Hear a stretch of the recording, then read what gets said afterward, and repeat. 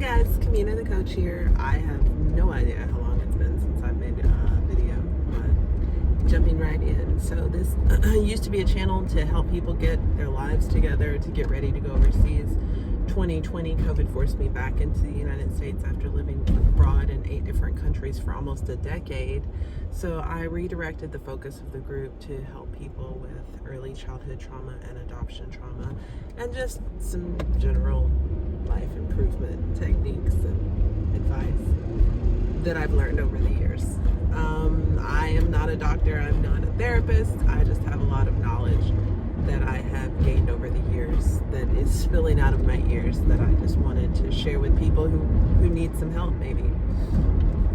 So I've been thinking about this video for a long time, and I haven't done it because I just wasn't really sure how to convince you.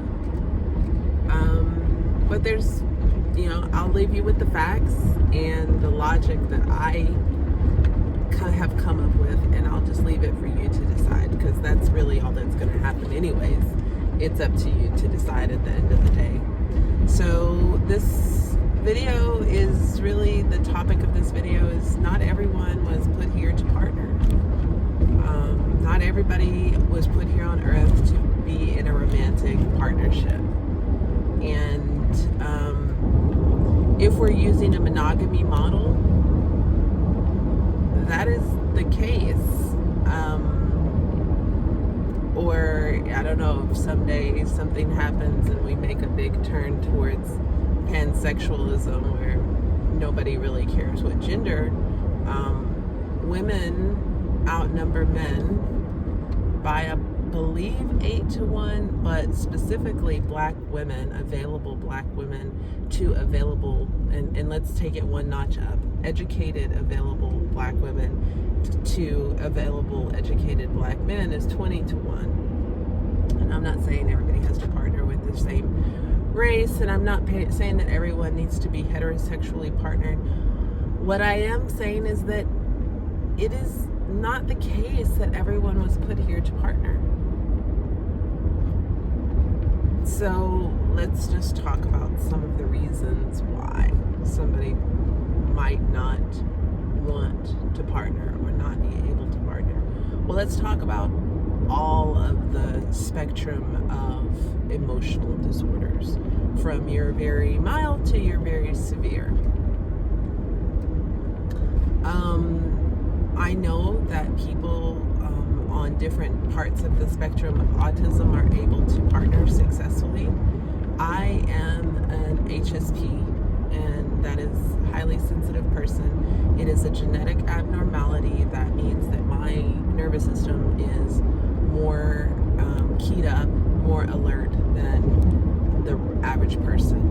HSPs are about 10 to 15% of the population, and if you're keenly aware of it, if you're very aware of it, it makes life very challenging. It makes life very challenging. Loud noises, smells, the way that things feel. It is very difficult to live in my skin a lot of the time. And I'm 43 years old.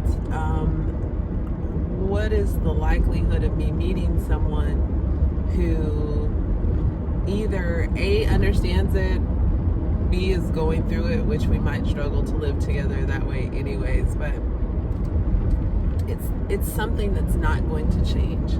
It's something that's hard to understand, and it's something that causes me to have to live a certain way in order to be peaceful, and that can be quite flustering to another person. I'd also like to talk about the age of the romantics, so that the romantic notion didn't just come out of nowhere.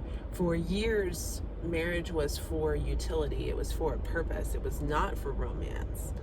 And then in the age of Oscar Wilde, the author Oscar Wilde, he was part of a group called the Romantics that did a lot of drugs, had a lot of sex, and ended up dying of horrible diseases. However, they've left us with this romantic notion that there's someone for everyone. And that's not a scientific notion, it's a romantic notion based off of the romantic's ideals. And it's not really based off of anything. It's based off of pure emotion. And while it is a nice, fluffy fairy tale, it's based on a group of people's notions. It's based on a group of people's idea. And I think that holding on to the romantics' idealisms is setting us up for failure. Maybe there's not someone out there for you if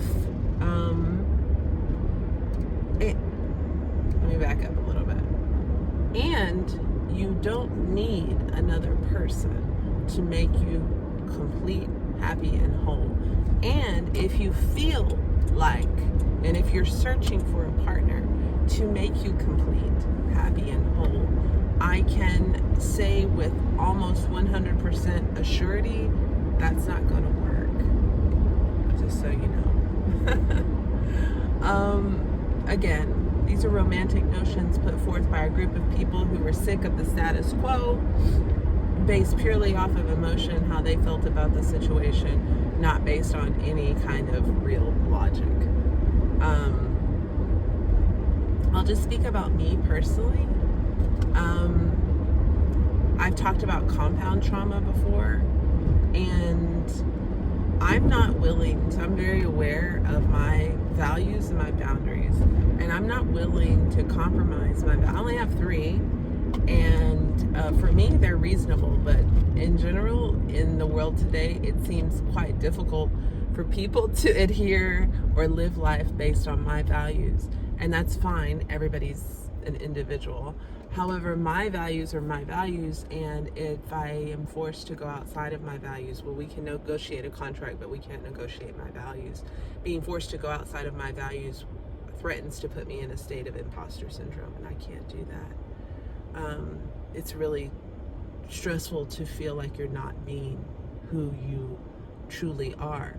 And by setting your values and adhering to your values daily, you avoid imposter syndrome. So I can't bend on my values in order just to be with somebody and just to have someone in my life. I cannot and will not do that. And I suspect that there are a lot of other people who have suffered the same or equally, who possibly will never be in a place to have a relationship. Well, the thing is, a lot of being in a relationship is sacrifice.